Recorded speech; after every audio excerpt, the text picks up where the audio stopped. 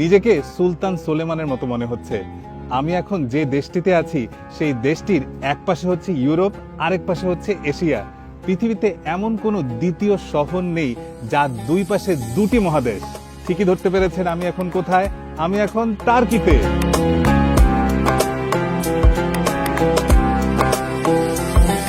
Turkey শব্দের আভিধানিক অর্থ হচ্ছে যে জিনিস চরমভাবে ব্যর্থ বা বোকা ব্যক্তি।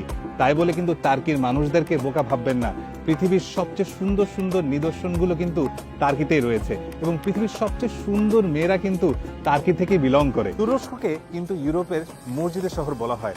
তুরস্কের ধর্ম অধিদপ্তরের তথ্য মতে তুরস্কতে প্রায় 89,000-এর মতো মসজিদ আছে। ভাবা যায় এর মধ্যে শুধুমাত্র ইস্তানবুলেই আছে সর্বাধিক প্রায় 3,000-এর উপর মসজিদ। দ্বিতীয় অবস্থানে আছে কুনিয়া শহর এবং মজার ব্যাপার হচ্ছে ইস্তানবুলের রাজধানী আঙ্কারাতে আছে অ্যারাউন্ড 2,800-এর মতো মসজিদ। আমি এখন আছি খুব বিখ্যাত একটা জায়গায়, ডুডেন ওয়াটারফল। এই যে পানির স্রোতটা দেখতে পাচ্ছেন, এটা কিন্তু খুব খরস্রোতা একটা স্রোত এবং বলা হয় এটার পানির স্রোত এখন অনেকটাই কমে গিয়েছে, কারণ আগে এর স্রোত আরও অনেক বেশি ছিল এবং একটা সময় এই পানি দিয়ে ইলেকট্রিসিটি পর্যন্ত উৎপন্ন করা হতো। দ্য গ্রেট আলেকজান্ডারের নাম আপনারা নিশ্চয়ই সবাই শুনেছেন। 334 বিসির দিকে এই জায়গায় তার ঘোড়াদের গোসল করিয়েছিলেন এবং পানি খাইয়েছিলেন কোনো একটা রাজ্য জয় করার সময়। ওই রাজ্যটির নাম ছিল প্যামফিলিয়া। এখন আমি টার্কির আন্টালিয়ার একটা খুব ইন্টারেস্টিং জায়গার সামনে দাঁড়িয়ে আছি। এই যে পিছের যে বাড়িটা দেখতে পাচ্ছেন, যে বাড়ির মধ্যে উল্টা করে ঝোলানো একটা গাড়ি, এই পুরো বাড়িটা কিন্তু আপসাইড ডাউন এবং এই জায়গাটার নাম হচ্ছে আপসাইড ডাউন। পুরো পৃথিবীতে এর আগে প্রায় 12টা এই ধরনের স্থাপনা আছে এবং এটি হচ্ছে 13 নম্বর। এবং ইন্টারেস্টিংলি যারা এটা করেছেন তারা ভেবেছেন যে প্রচুর দর্শক এটা দেখতে আসবেন প্রতি বছর এবং এটা দেখতে প্রায় প্রতি বছরে প্রায় 1 লাখ মানুষের মতো আসে। ক্যাপাডোসা সবসময় এর প্রাকৃতিকভাবে তৈরি বিভিন্ন শেপে রকের জন্য বিখ্যাত। আমি এখন যে জায়গাটি দাঁড়িয়ে আছি তার নাম হচ্ছে পাসাবাগ ভ্যালি। এই জায়গাটি ট্যুরিস্টদের জন্য খুবই বিখ্যাত একটি জায়গা। প্রতি বছর অসংখ্য মানুষ এই প্রাকৃতিক শেপের বিভিন্ন রকগুলো দেখতে আসে। আমার পিছে বিশাল আকৃতির মাশরুম শেপের যে পাথরগুলো দেখতে পাচ্ছেন, সেগুলো কিন্তু সম্পূর্ণই প্রাকৃতিকভাবে তৈরি। খুবই ইন্টারেস্টিং এবং যুগ যুগান্তর ধরে জিনিসগুলো একইভাবে রয়েছে। ইন্টারেস্টিংলি অনেক আগে খ্রিস্টান মঙ্কদের উপাসনার জায়গা ছিল এই জায়গাটি। কখনো কি কোনো আইসক্রিম খেয়েছেন যা গলে না? এটা কি আসলে এক্সিস্ট করে? হ্যাঁ, করে। তুরস্কের আইসক্রিম কিন্তু পুরো পৃথিবী জুড়ে বিখ্যাত জাস্ট বিকজ তাদের এই বেচা স্টাইল, তাদের এই বিক্রি স্টাইলটার জন্যই পুরো পৃথিবীতে মানুষ হুমড়ি খেয়ে থাকে কিভাবে এই মানুষদের থেকে আইসক্রিম কিনবে। মেহমেদ ডিঙ্কে নিশ্চয়ই আমরা সবাই চিনি। এই মানুষটি খুবই বিখ্যাত পুরো পৃথিবীব্যাপী জাস্ট তার নেচে নেচে আইসক্রিম বিক্রি করার কারণে। এবং এই মানুষটি কিন্তু আমি এখন যে এলাকায় আছি আন্টালিয়াতে, এই এলাকায় অবস্থান করেন। তুর্কির জাতীয় খেলা কি জানেন? তুর্কির জাতীয় খেলা হচ্ছে অয়েল রেসলিং। কিন্তু এত খেলা থাকতে অয়েল রেসলিং কেন সুলতানদের এত পছন্দ ছিল তা আমি ঠিক জানি না। আমি এখন যে জায়গাটিতে দাঁড়িয়ে আছি সেটি হচ্ছে পৃথিবীর সবচেয়ে বড় আন্ডারগ্রাউন্ড সিটি দেরিনকুইউ। এই জিনিসটা প্রায় 1000 বছর আগে তৈরি হয়েছিল। এবং কেন তৈরি করা হয়েছিল জানেন? আজ থেকে প্রায় 1000 থেকে 1200 বছর আগে আরব বাইজেন্টিন ওয়ারের সময় আরবদের থেকে রক্ষা পাওয়ার জন্য এই আন্ডারগ্রাউন্ড সিটিটা করা হয়েছিল। এখানে মানুষজন লুকিয়ে থাকতো। ধারণা করতে পারবেন এটা কত নিচে? এটা প্রায় 200 ফিট নিচের একটি আন্ডারগ্রাউন্ড সিটি, যেখানে প্রায় 100-200 জন না 20,000 মানুষ থাকতো। এবং কি রাজকীয় ভাবে থাকতো জানেন? যদিও তারা পালিয়ে থাকতো, কিন্তু তাদের থাকার ব্যবস্থা দেখলে আপনিও অবাক হবেন। তাদের থাকার সব সরঞ্জামাদি তারা মাটির নিচে ব্যবস্থা করে রেখেছিল। 1969 সালের দিকে এই জিনিসটাকে পাবলিকদের জন্য ওপেন করে দেওয়া হয় এবং প্রতি বছর প্রচুর মানুষ এই আন্ডারগ্রাউন্ড সিটিটাকে দেখার জন্য আসে, কারণ এটা পৃথিবীর বৃহত্তম আন্ডারগ্রাউন্ড সিটি।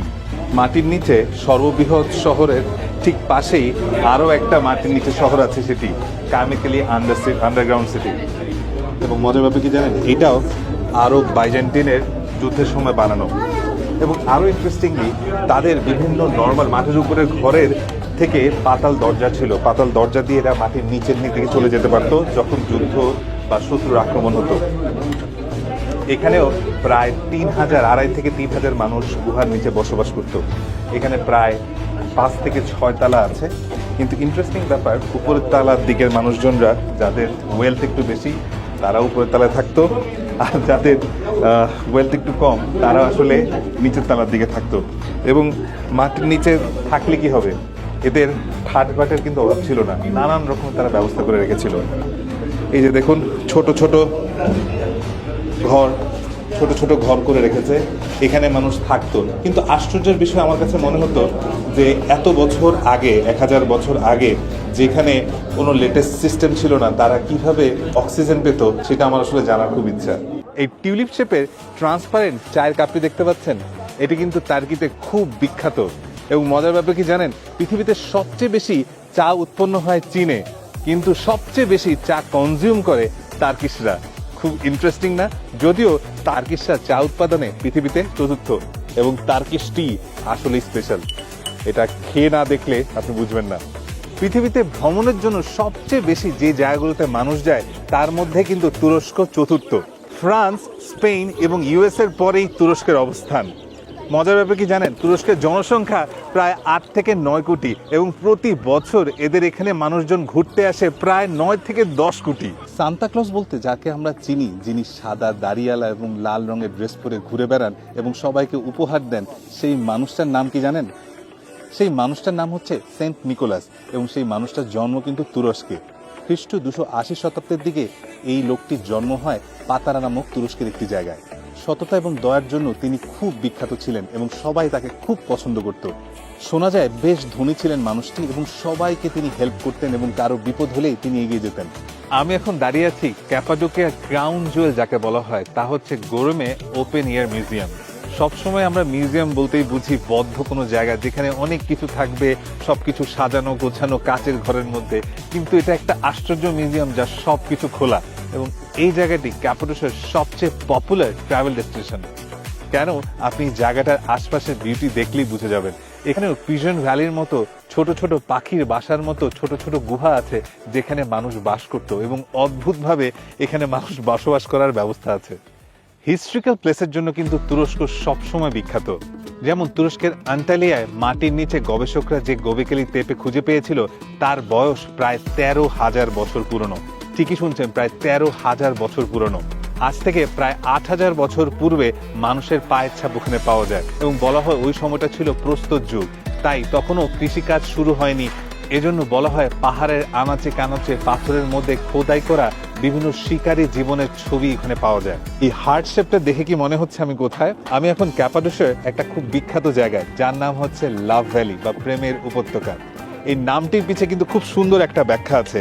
এই নামটির পিছের ব্যাখ্যা যদি বলি, এই এলাকায় বা এই গ্রামে একজোড়া প্রেমিক যুগল থাকতো, যারা গ্রামবাসীর অত্যাচারে মারা যায়, এবং বলা হয় সৃষ্টিকর্তার অভিশাপে পরবর্তীতে এই গ্রামবাসীর উপরে আকাশ থেকে বড় বড় পাথর পড়ে, যাতে তারা মারা যায়, এবং সেই পাথরগুলো যেখানে পড়ে খুব সুন্দর করে একটা হার্ট শেপ করে, সেখান থেকেই আসলে এই লাভ ভ্যালির নাম হয়। কিন্তু পরবর্তীতে মডার্ন গবেষণা মতে যেটা বলা হয় তা হচ্ছে এখানে যে পাথরগুলো আছে সেটা প্রাকৃতিকভাবে ক্ষয়ে এমনভাবে আকার ধারণ করে যা একটা ডট পয়েন্ট হিসেবে কাজ করে, এই পুরো ডট পয়েন্টটা একটা লাভ আকার ধারণ করা হয়, তাই জায়গাটা বলা হয় লাভ ভ্যালি। কি যে অদ্ভুত সুন্দর জায়গা, আমি আপনাকে হয়তো ক্যামেরায় তা বোঝাতে পারবো না, শুধুমাত্র এখানে আসলেই বুঝতে পারবেন। আমি এখন ক্যাপাডোসিয়ার সবচেয়ে বিখ্যাত জায়গায় আছি, যে জায়গা থেকে আপনি বেলুনরা দেখতে পারবেন। কি যে চমৎকার দৃশ্য!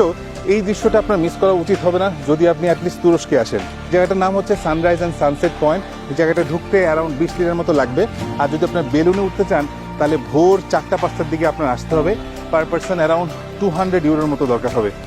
এই সেই গুহা, এখানে পুরো ইকো হচ্ছে যে যা গুহাগুলোর মধ্যে মানুষজন হয়তো থাকতো। খুব ইন্টারেস্টিং, প্রাকৃতিকভাবে কিছুটা তৈরি হয়েছে, কিছুটা মানুষ তৈরি করেছে, এবং বছরকে বছর এই স্ট্রাকচারগুলো ঠিক এভাবে রয়েছে। আশ্চর্যজনক একটা ব্যাপার। ইস্তানবুলের সবচেয়ে বড় চমক হচ্ছে এই গ্র্যান্ড বাজার।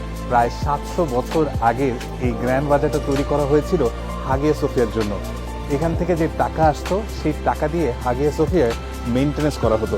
চমৎকার ব্যাপার, তাই না? এখানে প্রায় 4000-এর উপর দোকান আছে। প্রায় 30,000 বর্গ মিটার জুড়ে এই জায়গাটি অবস্থিত। প্রায় 21 থেকে 22টি গেট আছে। আমি এখন দাঁড়িয়ে আছি 1 নম্বর গেটের সামনে। এই জায়গাটা কিন্তু চমৎকার। আমি এখন আছি সোলেমানিয়া মস্কের ভিতরে। প্রত্যেকটা মস্ক কিন্তু বিশাল করে তৈরি করা, শুধুমাত্র মসজিদ হিসাবে না, আশেপাশে মাদ্রাসা আছে, লাইব্রেরি আছে, এছাড়াও বিশাল করে কিচেন তৈরি করা হয়। পুরো একটা মসজিদের পাশাপাশি পুরো এলাকার ইকোসিস্টেম কীভাবে বিল্ড আপ করা যায় সেভাবে মসজিদগুলো স্থাপন করা হয়। টার্কিতে আসলে, বিশেষ করে ইস্তানবুলে আসলে যে জায়গাটিতে আপনার অবশ্যই আসা উচিত তা হচ্ছে তোপকাপি মিউজিয়াম। মুসলমানদের তো অবশ্যই, এছাড়াও ভিন্ন ধর্মাবলম্বীদের সবারই এখানে আসা উচিত। বিশেষ করে মুসলিমদের জন্য এই জায়গাটি খুবই মর্যাদাপূর্ণ একটি জাদুঘর, কারণ এখানে মহানবী হযরত মুহাম্মদ সাল্লাল্লাহু আলাইহি সাল্লামের তরবারি, দাড়ি, টুপি সহ বিভিন্ন ব্যবহারযোগ্য জিনিসপত্র খুব সুন্দর করে সাজানো আছে, যা যে কেউ দেখতে চাইবেন। পিজন ভ্যালি থেকে আমরা যেই ক্যাসেলটা দেখেছিলাম, এই সেই বিখ্যাত ক্যাসেল। এই ক্যাসেলটার নাম হচ্ছে উচসার ক্যাসেল। অটোমান সাম্রাজ্যের সময় এই ক্যাসেলটা কিন্তু খুব গুরুত্বপূর্ণ একটা ভূমিকা পালন করা হতো। যদি কোনো শত্রুর আক্রমণ হতো, স্পেশালি রোমানদের আক্রমণ থেকে বাঁচার জন্য এই জায়গাটা সাইরেন পয়েন্ট হিসেবে ব্যবহৃত হতো, এবং এটা ক্যাপাডোসের সবচেয়ে হাইয়েস্ট পয়েন্ট। এই জন্য এখান থেকে পুরো জায়গাটা দেখা যায়। যদি শত্রু আক্রমণ করতো, সাথে সাথে সাইরেন বাজিয়ে দেওয়া হতো।